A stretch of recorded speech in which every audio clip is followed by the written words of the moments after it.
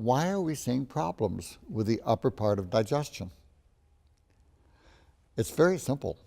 What happened about 40 years ago is that food processors learned that if they destroy the enzymes in food which ripen the food, you get a very long shelf life. For example, an ear of corn may have a shelf life of 4 or 5 days, where corn cereal flakes may have a shelf life of 4 millennia. The problem is that they're non-digestible because the enzymes in the food that ripen the food are critical for digesting the food. Let me say this again, because in med school and our trainings we're taught that the pancreas and the salivary glands and the liver make the enzymes needed for digestion. No, they top off the enzymes that are already in the food that are critical for digestion and then assist. They're important, but most of the enzyme action going on is in the food itself.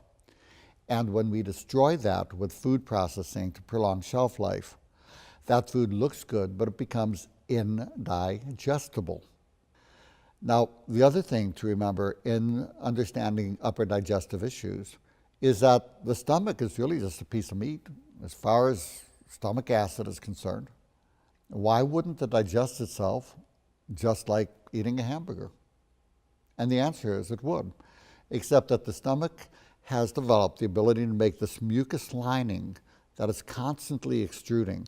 And the stomach acid sits against the mucus, slowly eats away the mucus, but while it's doing that, that lining keeps coming out. So it's in this beautiful balance where the stomach acid never touches the stomach wall.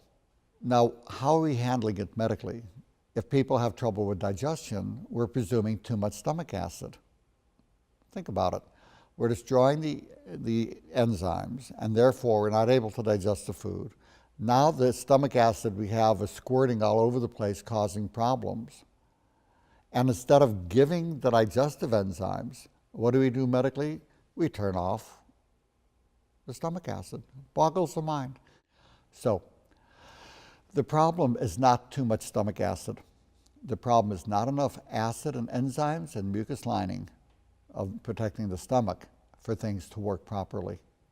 So how do we address this? Well, you have to use plant-based enzymes because they work along a very wide acid-base range. And I tried those with people and they were brilliant. So you have to make sure they're 100% plant-based. And a wonderful one that you can take is called GI Digest. This will have 100% plant-based enzymes, including enzymes for digestion of dairy and gluten. So this is going to make an amazing difference for your people. In addition, give them a little bit of stomach acid support with betaine HCl+. That'll also have the pepsin. One caution, if their stomach is too sensitive and it irritates in the beginning, leave that off in the beginning until the stomach's had a chance to heal for 4 to 6 weeks and try it again then. So those two things, you're going to find a dramatic improvement in digestion.